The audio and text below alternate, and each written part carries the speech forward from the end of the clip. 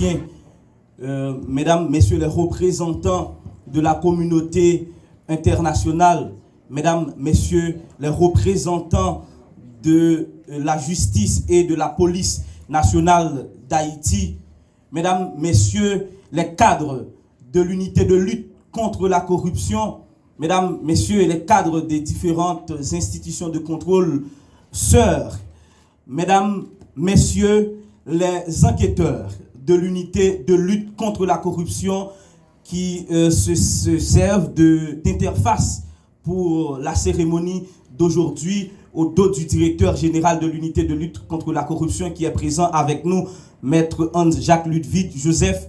Mesdames, messieurs, les représentants de la presse parlée, écrite, télévisée et en ligne, mesdemoiselles, mesdames et messieurs les membres de la société civile, madame l'assistance.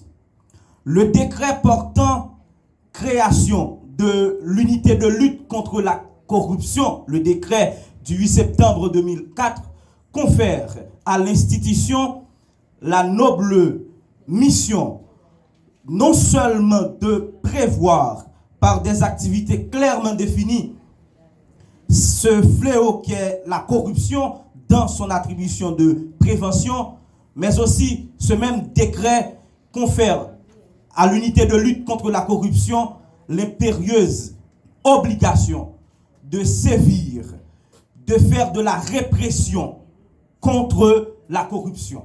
Voilà donc quelque chose qui doit être clair, notamment pour nos amis de la presse, les deux volets du travail de l'unité de lutte contre la corruption, un volet préventif et un volet répressif.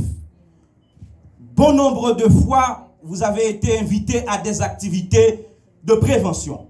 Aujourd'hui, il s'agit, mesdemoiselles, mesdames et messieurs, d'une activité importante de répression de la corruption qu'organise aujourd'hui la Direction générale de l'unité de lutte contre la corruption.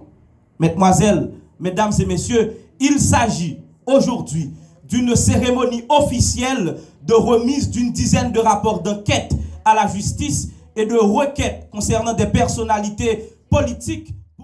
Prince, mesdames, messieurs, les représentants des institutions de contrôle de l'État, mesdames, messieurs, les commissaires du gouvernement, distingués enquêteurs de l'unité de lutte contre la corruption, mesdames, messieurs de la presse, parlée, écrite, télévisée et en ligne. Mesdames, messieurs, aujourd'hui encore, 25 août 2022, comme il y a de cela environ un an, l'unité de lutte contre la corruption répond avec fierté et satisfaction à sa responsabilité de conduire des enquêtes de corruption, de documenter les faits et d'identifier les auteurs pour les poursuites judiciaires. Pour cet exercice fiscal, nous remettons à la justice 10 rapports d'enquête sur des faits avérés, bien argumentés, relatifs à des cas de corruption. Par cette cérémonie symbolique, l'ULCC répond aux directives du gouvernement de la République qui exigent que ce combat soit non seulement intensifié, mais aussi les démarches et les actes effectués doivent se réaliser dans la transparence et l'ouverture. Cette posture républicaine a pour vertu d'encourager et de favoriser le contrôle citoyen, qui est pour nous un moyen efficace pouvant booster la redevabilité. Dans ce cadre, je me fais le devoir citoyen de citer publiquement les dossiers qui vont être remis à l'issue de cette cérémonie.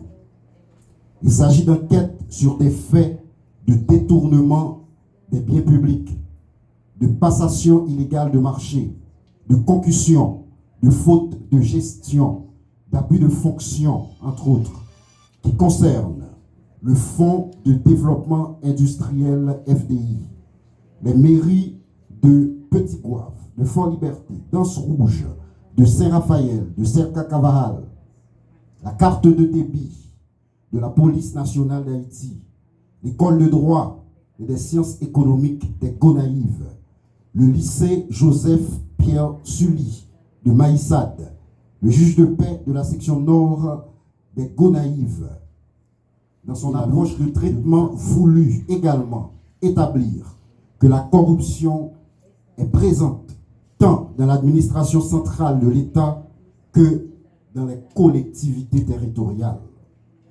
Sur l'ensemble des enquêtes, l'État haïtien, de ces enquêtes, l'État haïtien a subi des pertes colossales évaluées à environ 500 millions de gourdes.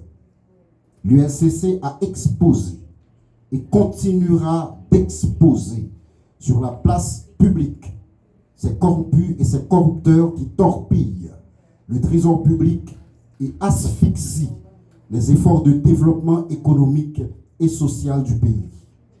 Il revient maintenant aux commissaires du gouvernement et aux juges de multiplier leurs efforts en dépit des difficultés structurelles importantes que nous reconnaissons pour permettre à l'État de recouvrer ses avoirs et également pour sanctionner avec la rigueur de la loi des ennemis, ses ennemis de la République.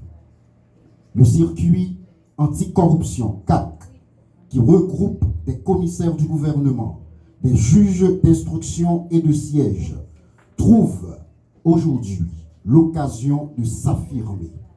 Cette année fiscale, les efforts pour la mise en œuvre effective de cette structure interinstitutionnelle ayant bénéficié du support avéré du gouvernement de la République et du Conseil supérieur du pouvoir judiciaire seront manifestes. Par ailleurs, la presse qui est avec nous aujourd'hui, étant un élément central du système national d'intégrité, est également invitée à jouer davantage ce rôle de vigie. Pourquoi, dans cette dynamique d'inclusion, chaque journaliste ici présent ce matin recevra un résumé exécutif de chaque rapport transmis. Le débat sur la transparence et la reddition de comptes sera mieux soutenu.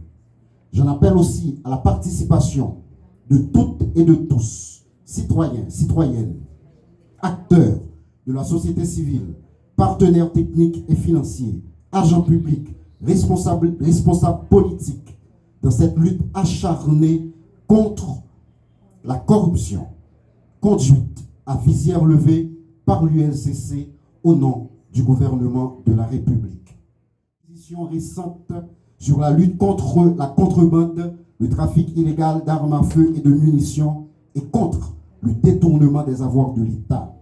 Cette belle aventure, allant dans le sens de l'intérêt général, je vous donne cette garantie formelle, va poursuivre avec la même énergie et la même conviction.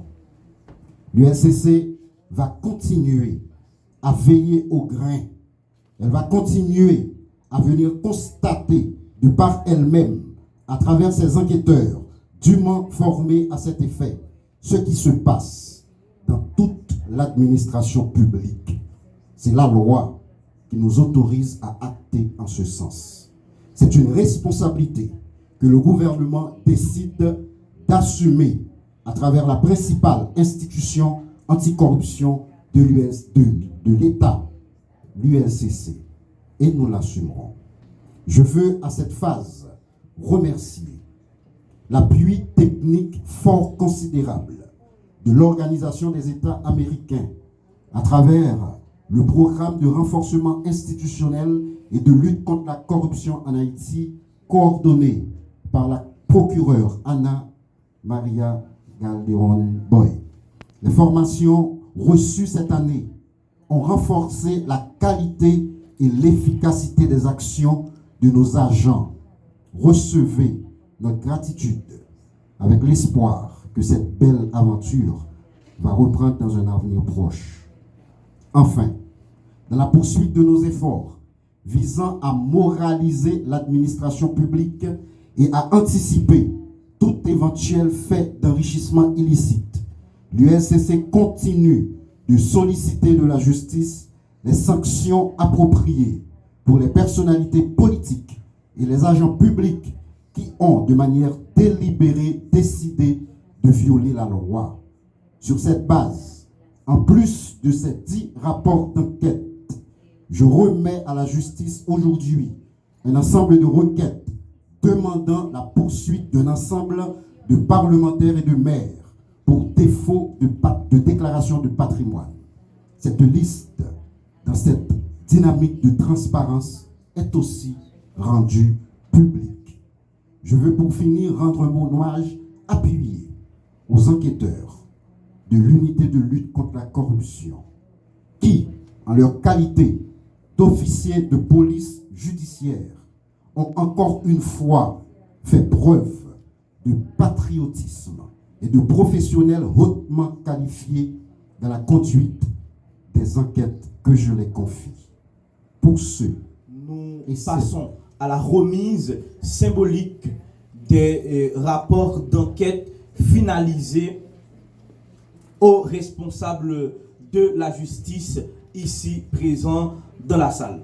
Également, comme le directeur général vient de le dire, allons-nous remettre un peu après aux journalistes les résumés exécutifs, parce que nous avons constaté, chers journalistes, que boîte yo gros et au plein, donc il y a un résumé que la direction générale l'a fait, qui est disponible pour chaque journaliste qui l'a, pour qu'on ait exactement de quoi il s'agit pour chaque dossier. Et maintenant, la remise symbolique, et je remets donc au directeur général. Merci. Donc, je vois que la représentante, alors, la substitut commissaire du gouvernement, presse.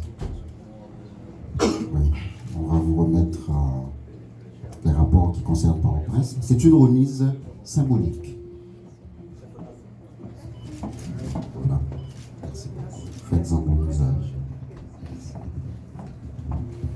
Donc, c'est bon. Donc, par la suite, on va distribuer dans toutes les juridictions ces différents dossiers.